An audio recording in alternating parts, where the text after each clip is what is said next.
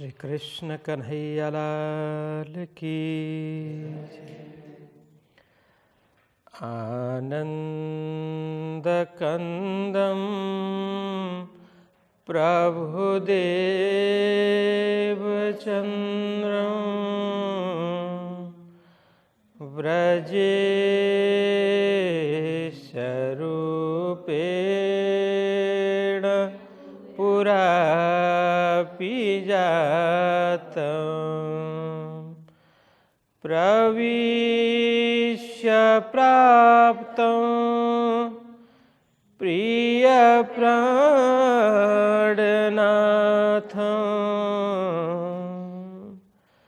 परेश पूर्णं सततं नमामि। ब्रह्मा प्रियाजागरणाय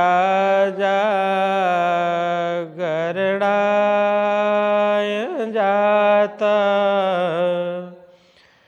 सर्वस्वपाता भवसिन्धुत्राता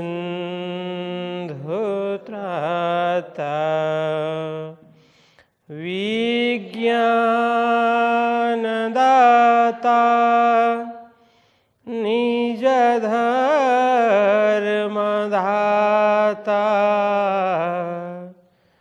दीनैकबन्धो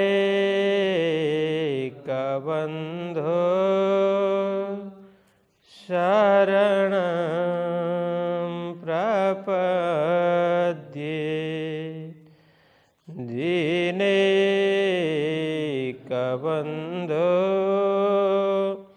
शरणं प्रपद्ये। श्री कृष्ण कन्हैया लाल की, श्री सद्गुरु महाराज की, श्री प्राणनाथ प्यारे की जय। श्री कृष्ण प्रणामी धर्म की, श्री पाँच नवतन पुरी धाम की, जगत गुरु आचार्य श्री 108 कृष्णमणि जी महाराज की, समस्त सुंदर साथ की जय। प्रणाम। धर्मप्राण सुंदर साथ जी, श्री लालदास वितक का प्रशिक्षण चल रहा है। 11 प्रकरण, उसकी 21वीं चौपाई तक चर्चा हो गई है। आज 22वीं चौपाई से आगे प्रारंभ करते हैं। तो 21वीं चौपाई में लालदास जी महाराज कह रहे हैं, अंग में बड़ो उमंग साथ मिलावन को, एक नया कोई जो आवत तो उमंग न मावे अंगमो। जो इसका मतलब ये नहीं केवल जोर शोर से बोलना, ऊंची आवाज में बोलना, यही नहीं। जोश मतलब क्या है? उत्साह के साथ में बोलना, कोई ऐसे आलस कर कर के बोलना, और उत्साह के साथ में बोलना, और स्पष्ट रूप से बोलना। और देखो, कोई प्रवचन कर रहे हो तो प्रवचनकर्ता को स्वयं आनंद मिले ना, तो श्रोता को आनंद मिलेगा ही। प्रवचन जो करने वाले हैं उनको स्वयं को आनंद नहीं मिल रहा है, आलस हो रहा है, तो श्रोता को भी उसमें आलस ही आएगा। ठीक है। तो सद्गुरु जी बड़े उत्साह के साथ में चर्चा करते थे, उमंग के साथ में चर्चा करते थे, आलस में चर्चा नहीं करते थे। ठीक। तो बड़े शब्द भी इतने अच्छे अच्छे प्रयोग करते थे, और उनका जोश है, उमंग है, वो चेहरे में दिखाई देता था। एकदम चेहरे में जैसे प्रकाश छाया हो। चेहरा बहुत ही, वो चेहरे में रौनक हो, एक प्रकार से वो तेज दिखाई देता था, जैसे बिजली चमके। उस हिसाब से जैसे जो प्रसंग आए उसके अनुरूप उनका भाव भंगिमा मुद्रा तो बनता ही था, लेकिन वो अंदर हृदय का जो जोश है वो मुखारबिंद में भी झलक जाता था। इतने जोश से, इतने मीठी चर्चा सद्गुरु जी करते थे। ऐसे चर्चा करते तो कोई वहाँ पर हलन चलन करने का, कोई इधर उधर बात करने का, इधर उधर देखने का किसी का होता ही नहीं था, क्योंकि एक ध्यान से सद्गुरु जी को ही देखा करते थे, निहारा करते थे। और यहाँ कहते हैं, यहाँ कहे ना भाव सभी मुख्य, जब मैंने उस दिन बताया कि काव्य के 9 रस होते हैं, ठीक है। 9 रस मध्य सबसे पहले कौन सा है? श्रृंगार रस है। तो श्रृंगार रस मतलब क्या है?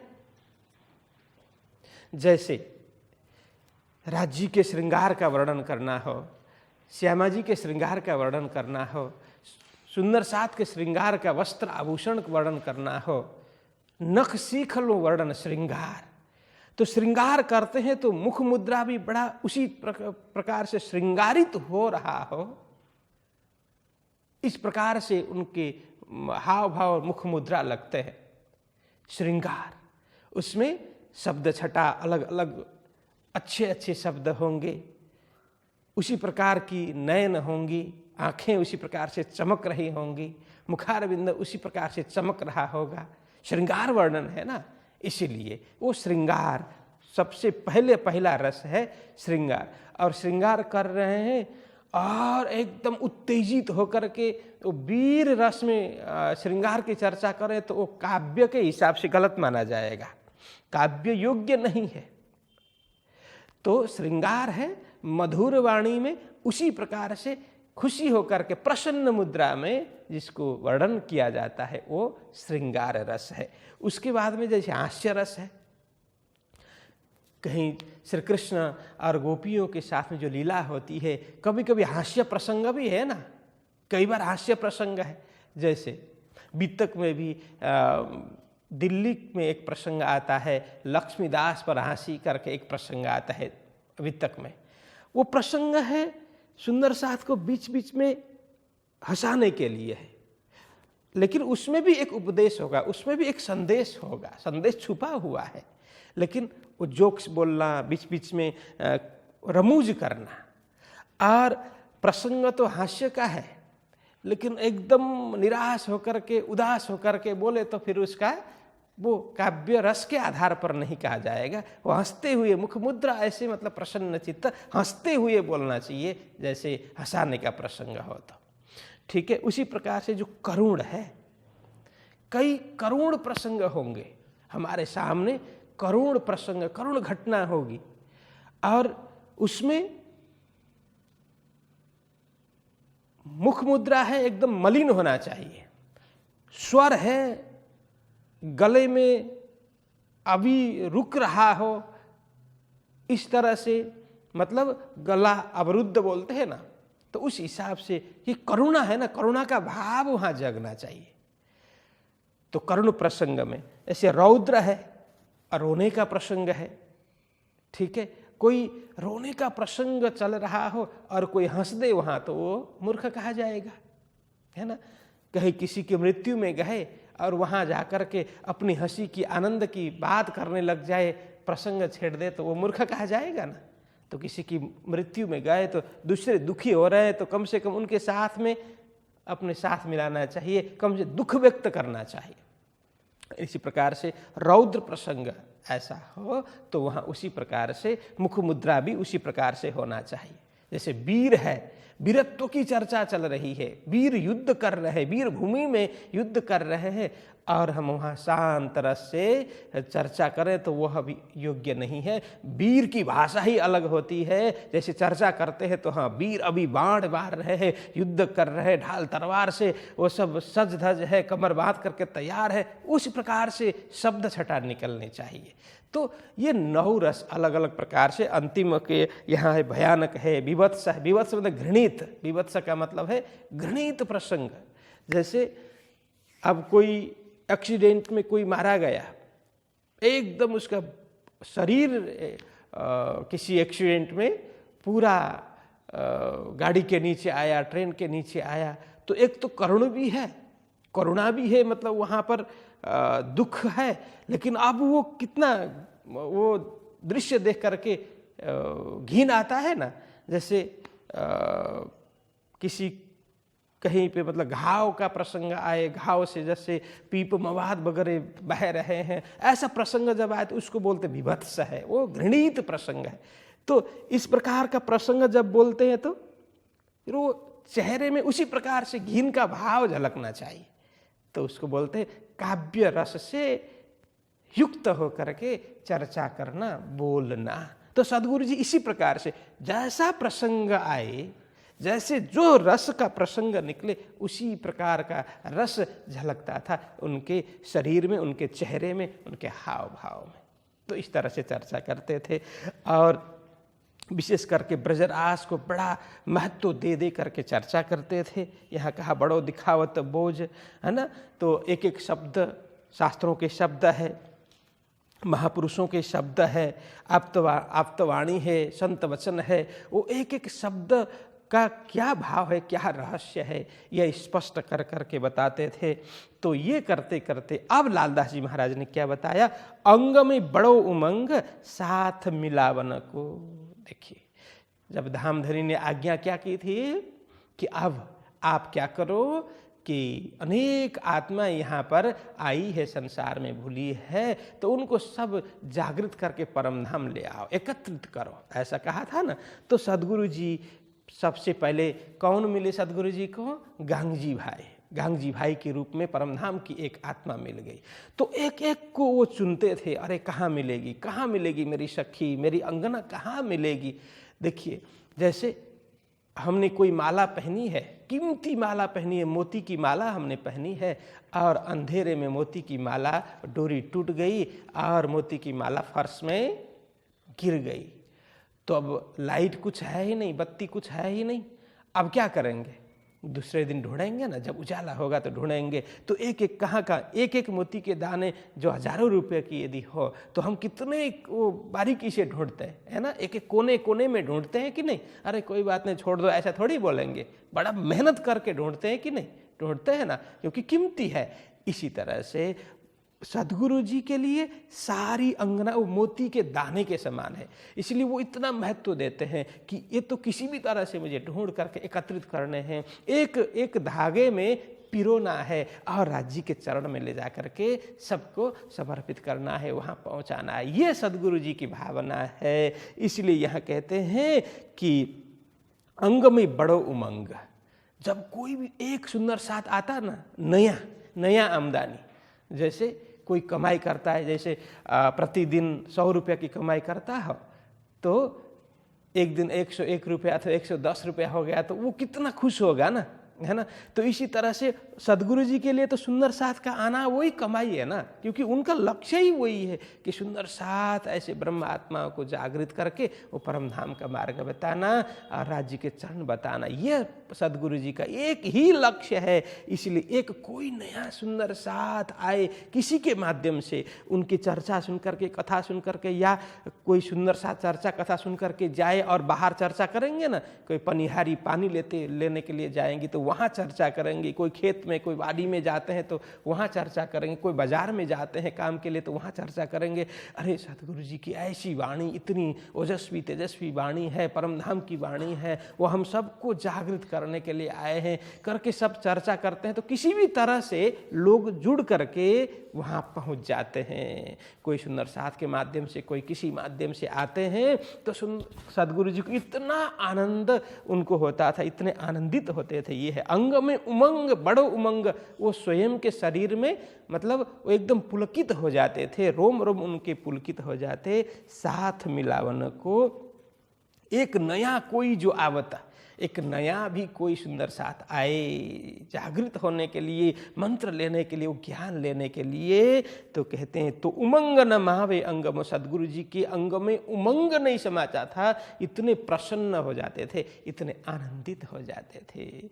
यह है क्योंकि अब उन्होंने जो संपत्ति जो प्राप्त की है, जो निधि प्राप्त की है इतने साल मेहनत करके, और वो हर किसी को ऐसे मफत में थोड़ी देना चाहते हैं, कोई योग्य पात्र हो।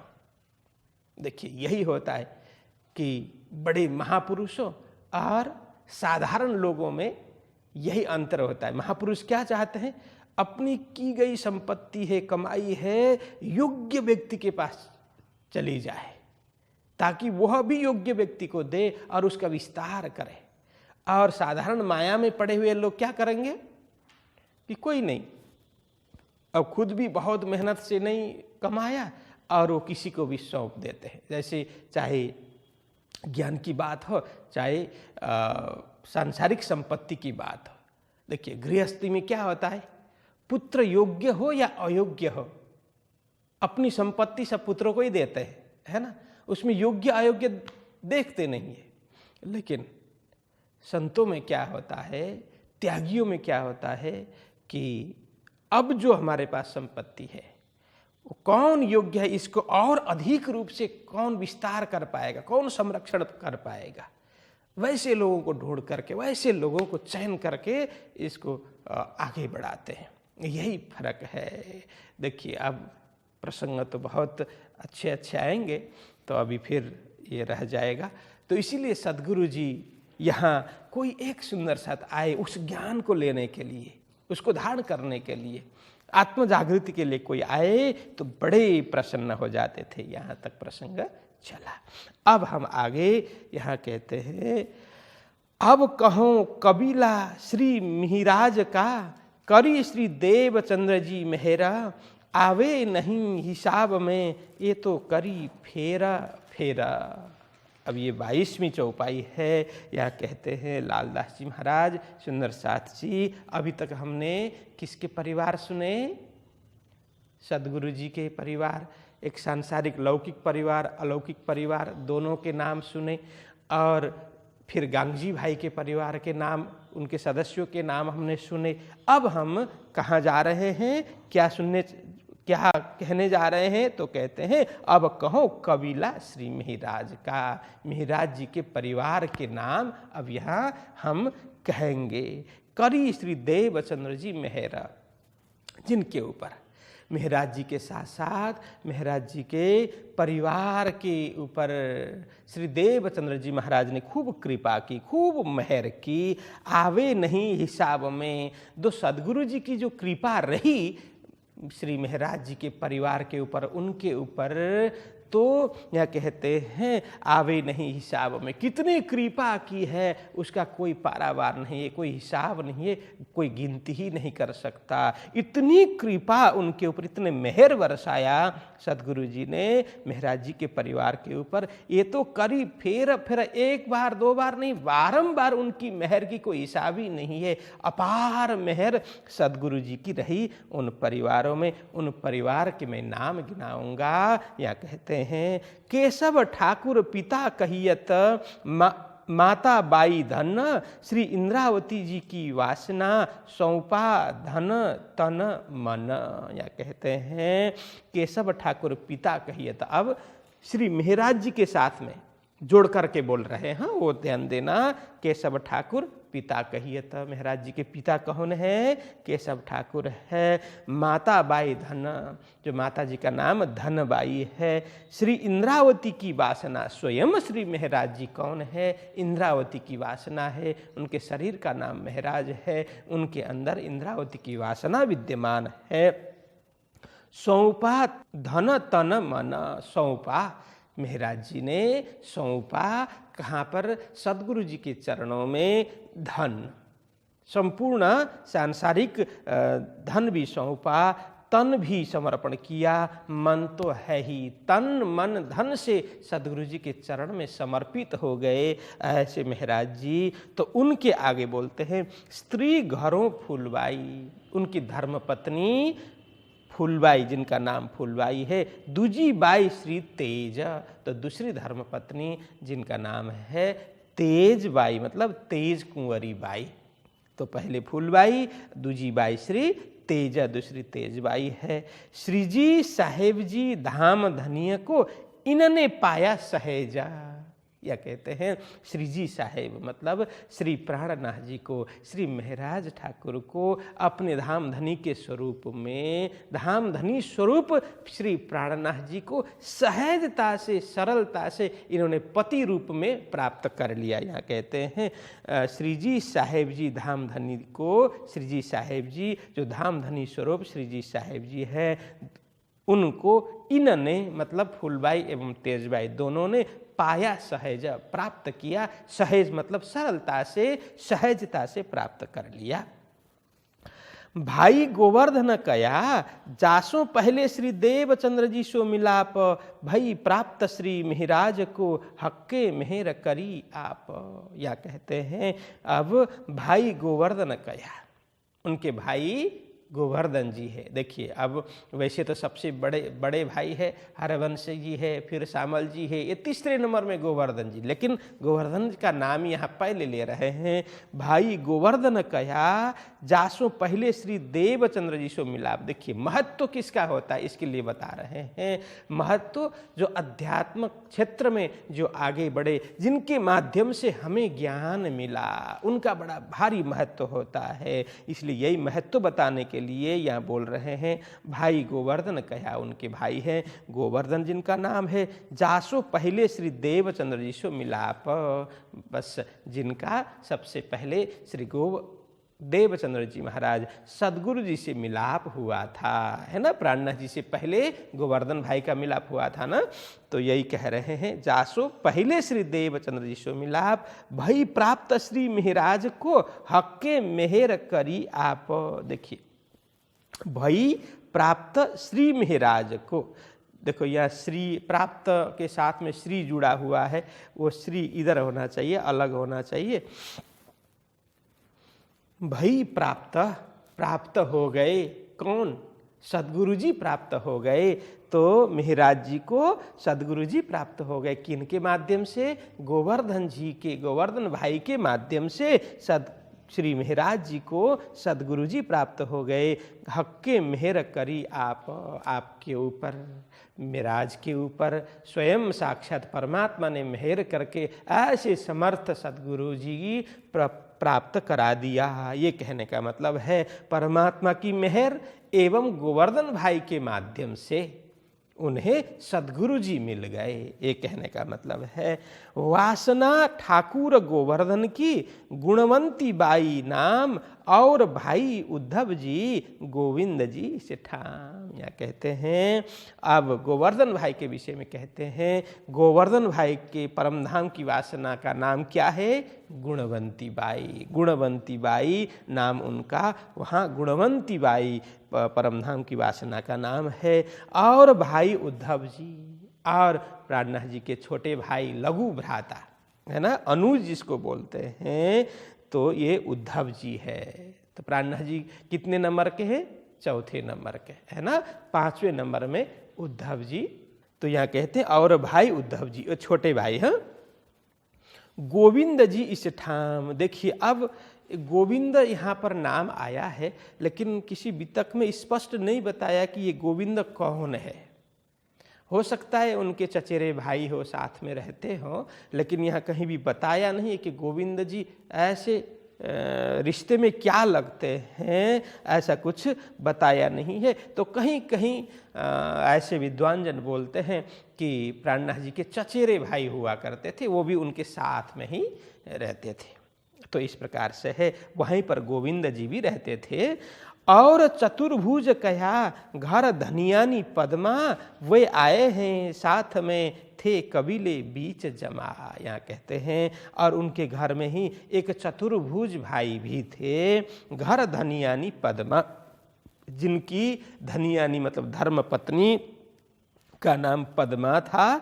और वे आए हैं साथ में, वे दोनों चतुर्भुज एवं उनकी पत्नी पद्मा दोनों सुंदर साथ बने, सुंदर साथ के जमात में समूह में सम्मिलित हो गए थे कबीले बीच जमा।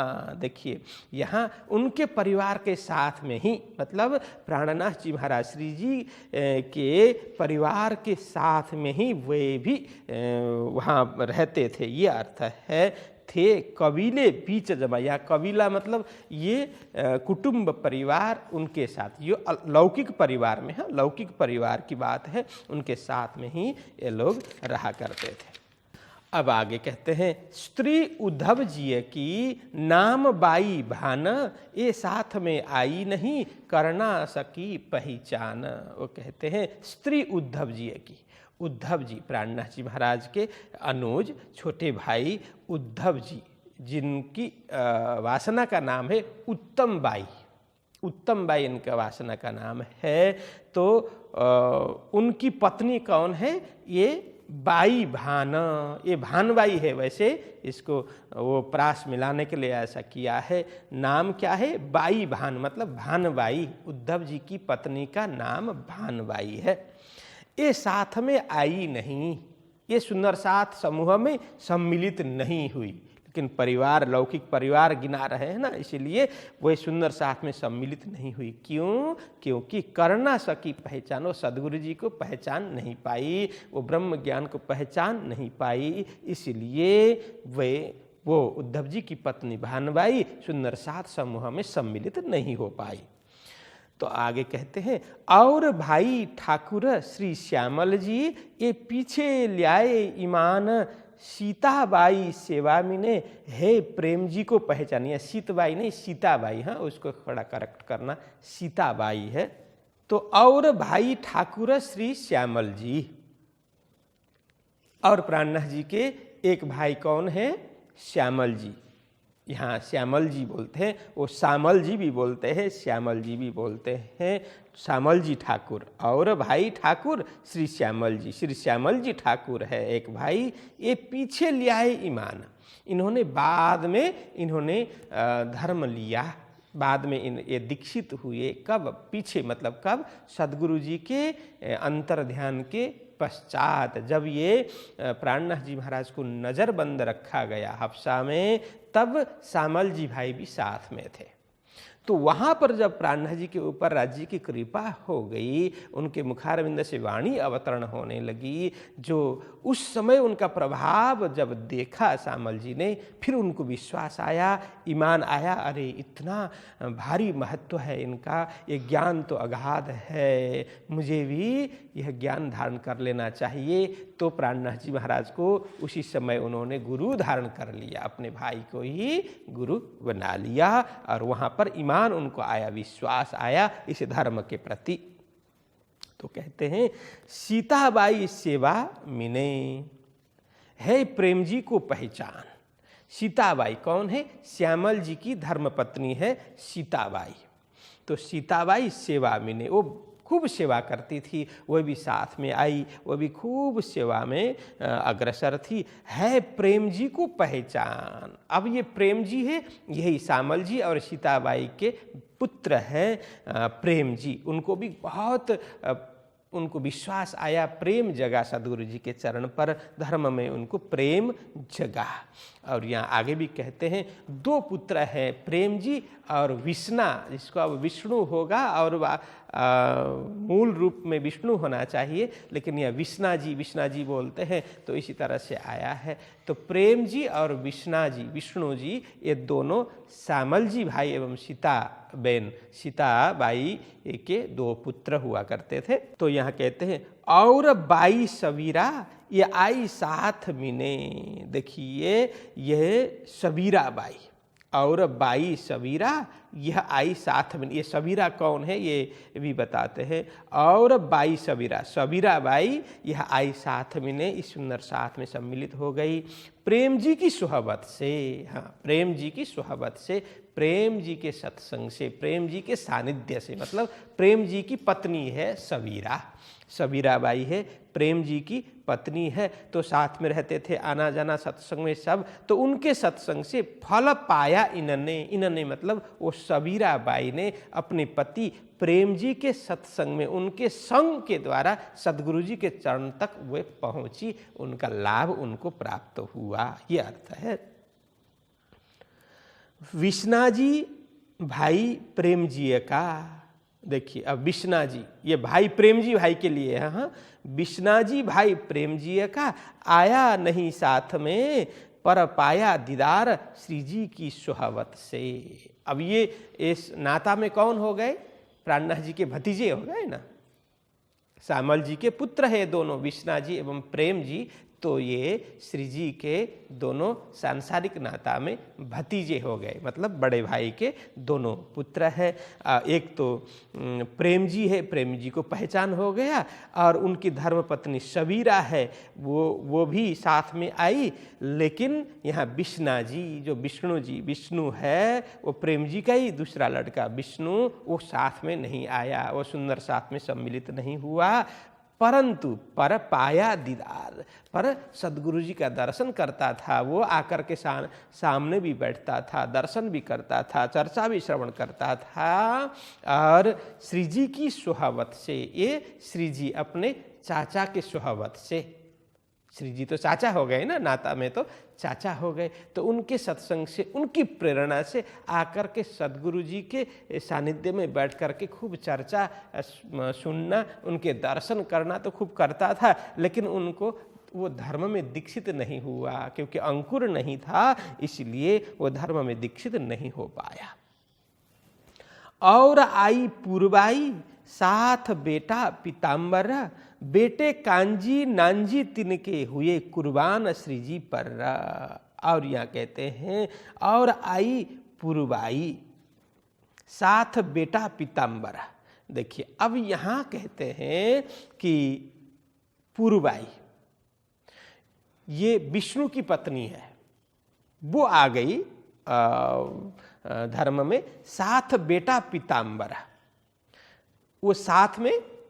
अब ये पीताम्बर बेटा साथ पीताम्बर, तो ये पूर्वाई का बेटा पीताम्बर है, तो उनके बेटे फिर कांजी नांजी अब इस तरह से हुए कुर्बान श्री जी पर। तब तक तो अब सदगुरु जी का अंतर्ध्यान हो चुका था, इसलिए वे अब प्राणनाथ जी के ऊपर, श्री जी के ऊपर कुर्बान होते हैं। वो पहचानते हैं कि श्री जी के ऊपर कितनी बड़ी कृपा है, तो उनके प्रभाव को वो जानते हैं। तो इस तरह से माता कांजी नांजी की बाई कही रतन। हाँ, एक थोड़ा प्रसंग, हाँ ये इसको ये पूर्वाई है, पूर्वाई के बेटे पीताम्बर है, और यह वो नीचे बेटे कांजी नांजी, ये अलग ही प्रसंग है। तो बेटे कांजी नांजी मतलब हुए कुर्बान श्री जी पर। अब यहाँ बता रहे हैं कौन है बेटे, किसके बेटे हैं, तो यहाँ आगे बताएंगे कि कांजी नांजी नाम के जो दो पुत्र वे भी श्री जी के पर कुर्बान हो गए। अब यहाँ बताते हैं माता कांजी नांजी की बाई कही रतन। देखिए अब यहाँ बोलते हैं कि रतनबाई, जिनका नाम रतनबाई है, रतनबाई के पुत्र कांजी एवं नांजी थे। तो रतनबाई है वो पीताम्बर की पत्नी, पीताम्बर की पत्नी वो रतनबाई। रतनबाई के मतलब पीताम्बर और रतनबाई के बेटे होते हैं यहाँ कांजी और नांजी। तो सो आई पन्ना बीच में। अब प्राणनाथ जी महाराज तो जागनी यात्रा में पन्ना पहुंच गए थे, तो यह बोलते रतनबाई को तब ईमान आया, तब विश्वास जगा उनको। अब धर्म लेने की जो एक धर्म लेने की इच्छा हो गई, तो यहाँ से पद्मावतीपुरी धाम पहुँची और वहाँ जा कर के प्राणनाथ जी से वो धर्म स्वीकार करती है, मंत्र लेती है। तो यहाँ कहती है सो आई पन्ना बीच में, कहावत है मोमिन। वो क्यों वहाँ तक इतने मेहनत करके पहुँची, मतलब वो धाम की आत्मा है, उसको खुशबू मिली, प्रेम मिला, उसको प्रेम जगा, इसीलिए वो मोमिन कहलाई। ब्रह्म आत्मा होने के नाते वो वहाँ तक पहुँच गई। हर वंश के घर में मेघबाई है नाम, हरखबाई की वासना श्री देवचंद्र जी कही इस ठाम। अब यह कहते हैं हरवंश, अब सबसे बड़े भ्राता, बड़े भाई की बात कर रहे हैं। हरवंश के घर में हरवंश जो सबसे बड़े भाई हैं, मेघबाई है नाम, तो उनकी धर्म पत्नी का नाम क्या है, मेघबाई है। हरखबाई की वासना, वो मेघबाई है, उनकी वासना का नाम है हरखबाई। श्री देवचंद्र जी कही इस ठाम, देवचंद्र जी महाराज ने, सदगुरु जी ने वो मेघबाई को हरखबाई करके बुलाया। वो परमधाम का नाम हरखबाई होने से उनको हरखबाई करके बुलाया।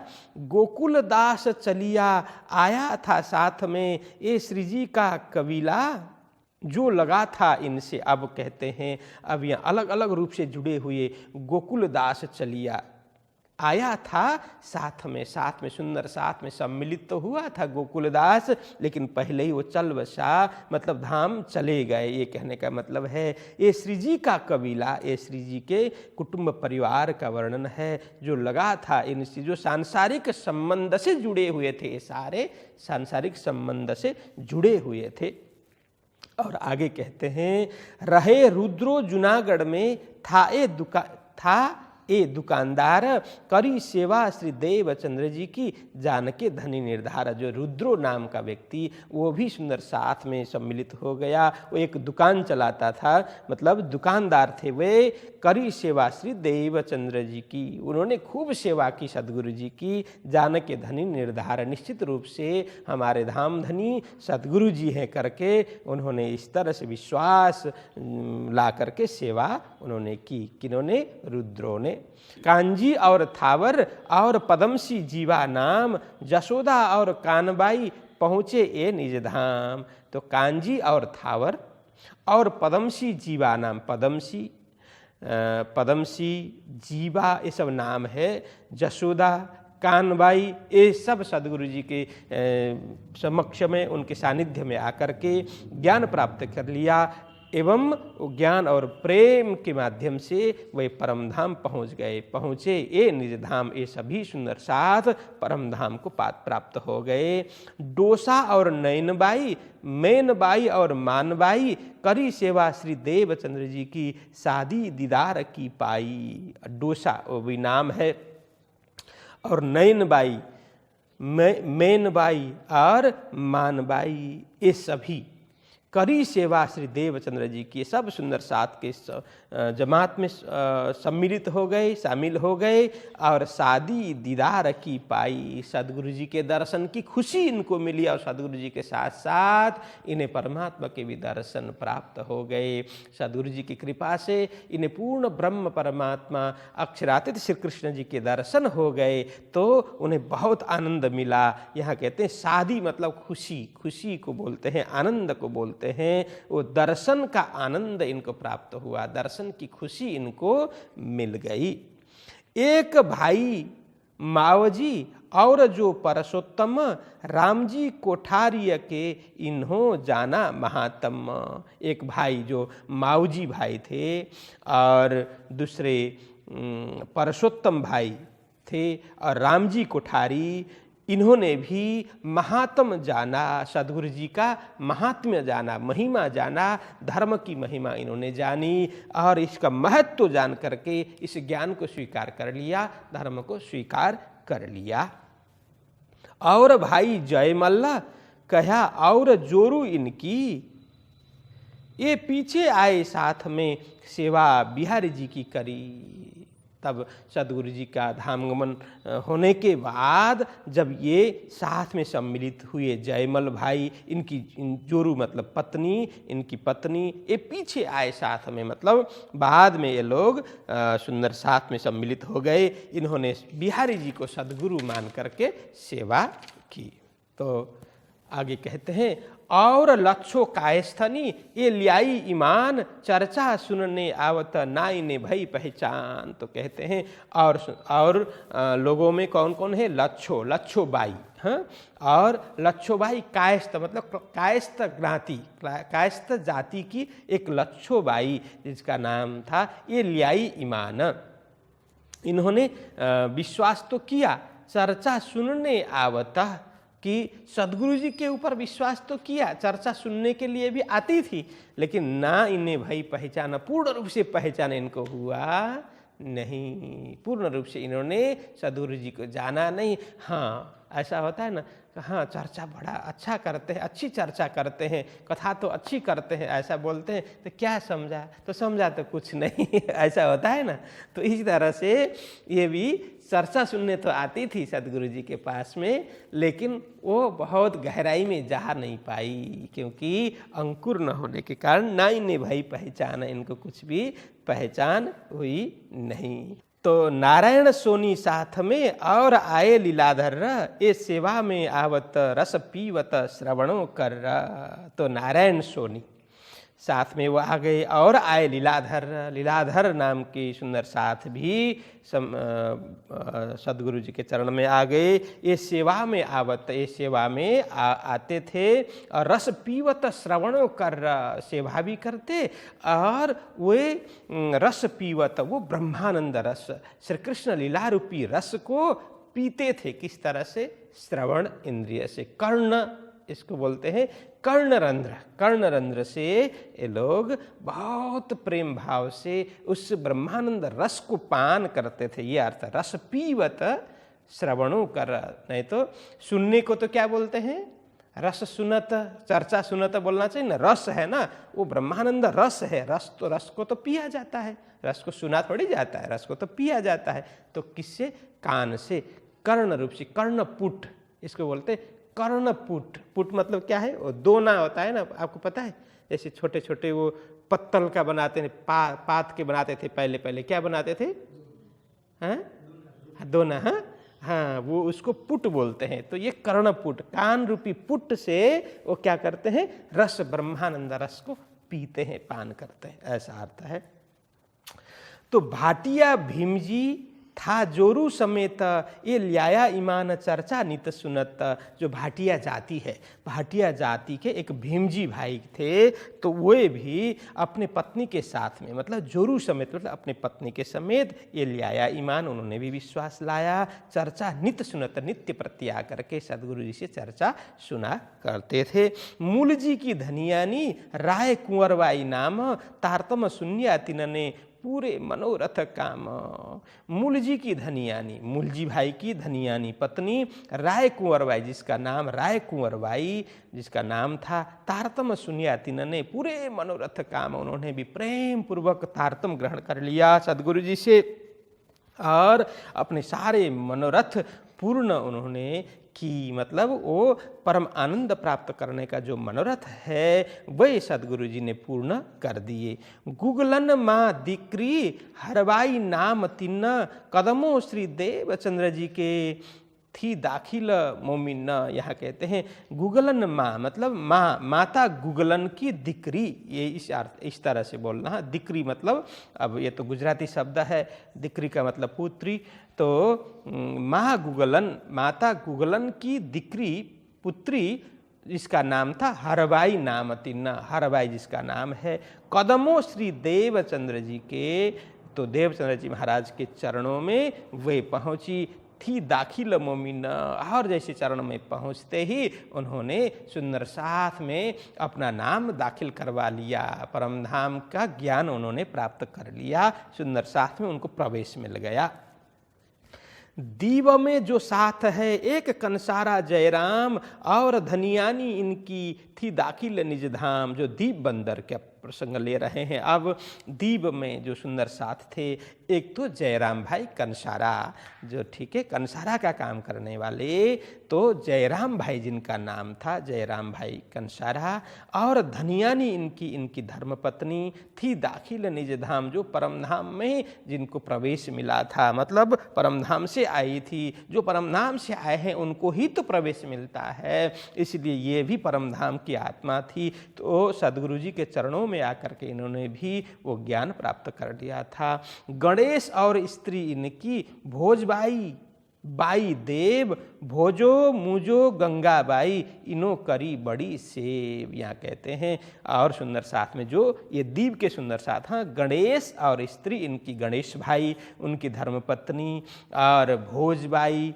और कहते हैं बाई देव। जो देव यहाँ मतलब बाई देव नहीं है, वो देवजी भाई है, देवजी भाई के बाई मतलब उनकी धर्मपत्नी भी तो यहाँ अलग अलग नाम है। गणेश है, उनकी स्त्री है, भोजबाई है, दूसरी बाई है जो देव जी की धर्मपत्नी है। इस तरह से भोजो, मूजो, गंगाबाई, भोजो नाम है, मूजो नाम है, गंगाबाई, इन्हों करी बड़ी इससे ये भी धर्म में आ गई और इन्होंने भी धर्म की खूब सेवा की, सदगुरु जी की खूब सेवा की। जीवो, गंगो और ग्वाल, इनो सौंपी आत्म, ये दीव में के साथ थे जिनो शून्य तारतम। जीवा भाई, गंगा भाई और उनके साथ में एक ग्वाल, इनो सौंपी आत्म, इन्होंने भी धर्म में अपना सब कुछ कुर्बान किया। सदगुरु जी के मार्ग पर, सदगुरु जी के बताए यह निजानंद मार्ग पर वो भी चल पड़े। ये दीव में के थे साथ जिनो शून्य तारतम, जी सारे सुंदर सारे लोगों ने सदगुरु जी के द्वारा तारतम प्राप्त कर लिया। सदगुरु जी के मुखारविंद से तारतम सुन लिया, श्रवण कर लिया। मूलो पुहकर्णा ब्राह्मण हासबाई बाई बहन, ये चर्चा में आवत श्री देवचंद्र जी निरखे नयन। यहाँ कहते हैं मूलो नाम है, पुहकर्णा मतलब पुष्करण ब्राह्मण, एक प्रकार के एक वो ब्राह्मण भी अलग अलग प्रकार के होते हैं ना, तो उसमें एक पुष्करण एक प्रकार के वो ब्राह्मण है, वे भी धर्म में सम्मिलित हो गए। हासबाई धर्म में सम्मिलित हो गई। बाई बहन, देखिए ये बाई बहन है ना, बेन बाई जिसका नाम है बेन बाई, इसको ह थोड़ा ज़्यादा आ गया है इसमें, ह नहीं है बेन है, बेन बाई, ह निकाल देना उसमें से। तो बेन ये चर्चा में आवत श्री देवचंद्र जी निरखे नयन। अब ये सभी चर्चा में आते थे और चर्चा श्रवण करते थे। श्री देवचंद्र जी निरखे नयन, तो देवचंद्र जी महाराज को उनके दर्शन करते थे। देवचंद्र जी महाराज के दर्शन करके वो भी बड़े आनंदित होते थे, अपने नयन को ठंडक बनाते थे, और तृप्ति मिलती थी इन लोगों को। और कायस्थ अखई रहे नौतनपुरी मिने, मल्लो प्राग मंडई मिने, हरबीर कबीले समेत अपने। तो यहाँ कहते हैं और कायस्थ जाति के एक अखई सुंदर साथ रहे नौतनपुरी में, नौतनपुरी में रहते थे। मल्लो प्राग मंडई बिने, जो मल्लो भाई, प्रागजी भाई, ये सब मांडवी बंदर, वो कच्छ में आता है ना मांडवी बंदर, तो वहाँ के सुंदर साथ थे। मल्लो मल्ला भाई, प्रागजी भाई, ये सब थे, ये मांडवी बंदर से थे। हरवीर कबीले समेत अपने, तो हरवीर इसके साथ साथ में हरवीर भाई अपने परिवार के साथ में सदगुरु जी के साथ में पहुँचे और उन्होंने भी तारतम ग्रहण कर लिया। और दूसरा हरवीर, अब दूसरे भी एक हरवीर नाम के सुंदर साथ बने, तो आया अपने कुटुंब परिवार, तो अपने परिवार कुटुंब परिवार के साथ में वह पहुँचे।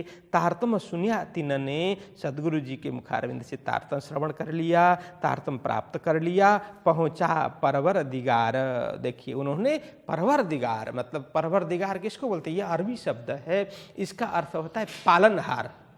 पालनहार, ये संपूर्ण सृष्टि को जो पालन करता है, सृष्टिकर्ता, पालनहार, ये सब जो हमारी सब की रक्षा करने वाले, उसको परवरदिगार बोलते हैं। पालन पोषण करने वाले वो परमात्मा, पूर्ण ब्रह्म परमात्मा, अखिल ब्रह्मांड के एक ही तो वही सभी पालन करता है सब। हाँ, वे अलग अलग कार्य अलग अलग देवी देवताओं को सौंप देते हैं, प्रमुख रूप से तो वही करने वाले वही पूर्ण ब्रह्म परमात्मा अक्षरातीत श्री कृष्ण जी हैं। तो सभी ने वो परवरदिगार को प्राप्त कर लिया, पूर्ण ब्रह्म परमात्मा को प्राप्त कर लिया। तो यहाँ कहते हैं राधाबाई सोमबाई सोआई मंडई मिने, और बाई कुंवर शामिल कबीले से। तो एक और भी सुंदर साथ के नाम बता रहे हैं, जिनमें राधाबाई, सोमबाई, ये सब मांडवी बंदर, मंडई बंदर के सुंदर साथ थे, वहाँ से आए हैं। और बाई कुंवर बाई शामिल कबीले से अब अपने सभी परिवार के साथ में धर्म में सम्मिलित हो गई है। और नाथा जोशी ठट्ठा में, जब ठट्ठा बंदर जब प्रसंग आता है तो नाथा भाई का प्रसंग आता है ना, नाथा जोशी, तो वो भी सदगुरु जी के ही शिष्य थे, तो ठट्ठा में रहते थे लेकिन गए इधर से ही थे, इसलिए वे नाथा जोशी, वो ठट्ठा के, अभी ठट्ठा आता है पाकिस्तान में, तो वहाँ रह कर के व्यापार करते थे नाथा जोशी, नाथा भाई तो थे यहीं के, तो सदगुरु जी के शिष्य बन गए थे। संग बड़ा माऊजी भाई, देखो माऊजी भाई का भी प्रसंग आता है, तो माऊजी भाई भी इधर के ही थे। संग बड़ा माऊजी भाई, ये तो साथ में नाथा जोशी, साथ में माऊजी भाई और लाला कायस्थ, कायस्थ ज्ञाति के लाला भाई और कायस्थ धना उसके, तो कायस्थ ज्ञाति के ही दूसरे धना भाई है, वो सब साथ में सदगुरु जी के चरण में आए, वे सब भी शिष्य बन गए। और साथ बहुत है गाम शहर और मैं थोड़े नाम लिखे इनो कहे जाएंगे और ठौर। देखिए यहाँ कह रहे हैं लालदास जी महाराज, सुंदर साथ जी, और साथ बहुत है, बहुत सुंदर साथ बने। सदगुरु जी ने 313 तो सदगुरु जी ने जगाए, फिर प्राणनाथ जी महाराज ने कितने जगाए, तो कितने सुंदर साथ के नाम लिखे। यहाँ तो बहुत कम है, कहते हैं और साथ बहुत, बहुत सुंदर साथ है। गांव गांव शहर शहर कहाँ कहाँ सुंदर साथ फैले हुए हैं। मैं थोड़े नाम लिखे, मैंने तो जितना मुझे याद आया और लिखते लिखते जो अति जरूरी थे तो ऐसे के थोड़े नाम मैंने लिखे, इनो कहे जाएंगे और ठौर। देखिए बाकी के जैसे जैसे नाम याद आते जाएंगे, इनके नाम बाद में भी कई जगह में हम लेंगे। एक तो ये अर्थ हो गया, दूसरा अर्थ, इसको जब मैं बोलता हूँ दो अर्थ तो इसको थोड़ा इम्पोर्टेंस है, इनो कहे जाएंगे और ठौर। एक तो ये अर्थ किसी अन्य स्थान में भी इनके नाम का जिक्र होगा, और दूसरा अर्थ है तो इन्हों कहे जाएंगे और ठौर। यहाँ हम भी कभी कभी बोलते हैं ना, सारे सुंदर साथ के नाम किस तरह से लेंगे, सब हृदय में तो बैठे हुए हैं, बोलेंगे ना, तो इसी तरह से यहाँ लालदास जी महाराज बोलेंगे इनो कहे जाएंगे। और यहाँ नाम भले उच्चारण नहीं हुआ हो, लेकिन इनका नाम कहाँ पर और ठौर, वो मूल मिलाव में जरूर लिया जाएगा। वहाँ पर जब जागृत होंगे तो वहाँ पर सारे के नाम वहाँ लिए जाएंगे, एक एक नाम।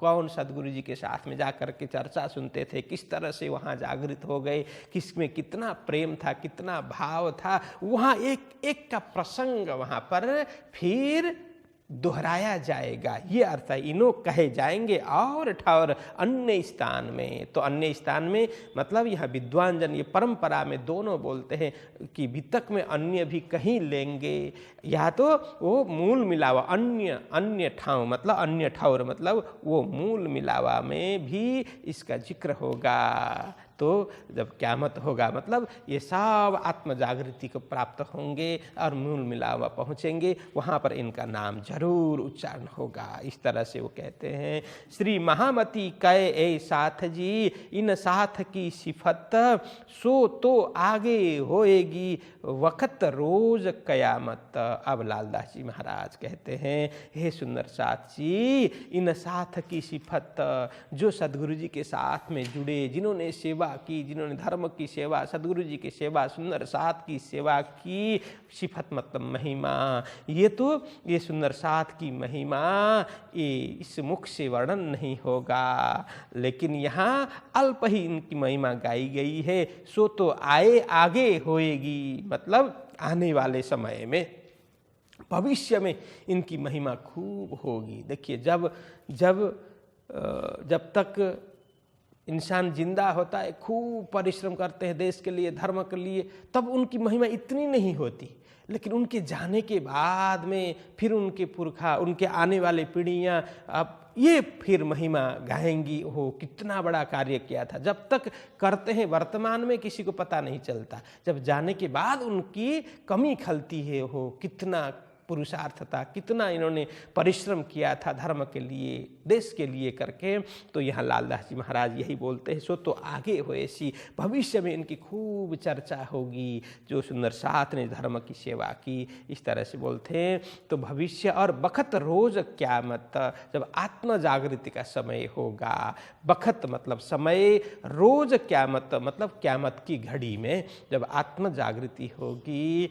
ये दो अर्थ इसका भी है कि एक तो कुरान के हिसाब से क़यामत ये पूरी सृष्टि का अंतिम दिन जिसको क़यामत बोलते हैं, लेकिन यह प्राणनाथ जी महाराज, लालदास जी महाराज उसको क़यामत नहीं बोलते हैं। क़यामत है स्वयं की आत्म जागृति हो गई। ये शरीर नाशवान है ऐसा समझ लिया, संसार नाशवान ऐसा समझ लिया, इसी शरीर में रहते हुए भी उनके लिए क़यामत हो गई, क़यामत हो गया, ये आत्म जागृति हो गई।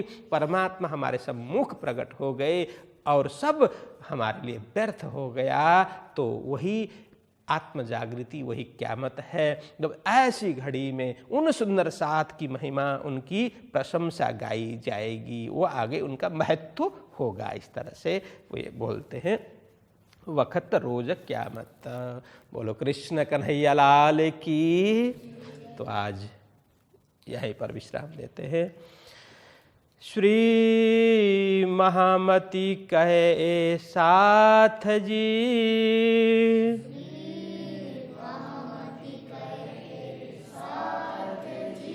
इन साथ की सिफात,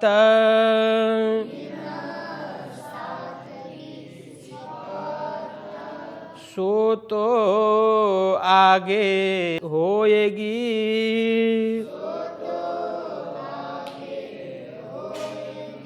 वक़्त रोज क़यामत।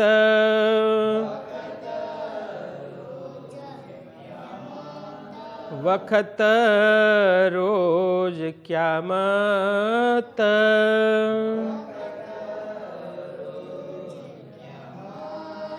बोलिए कृष्ण कन्हैया लाल की, सद्गुरु महाराज की, श्री प्राणनाथ प्यारे की। प्रणाम।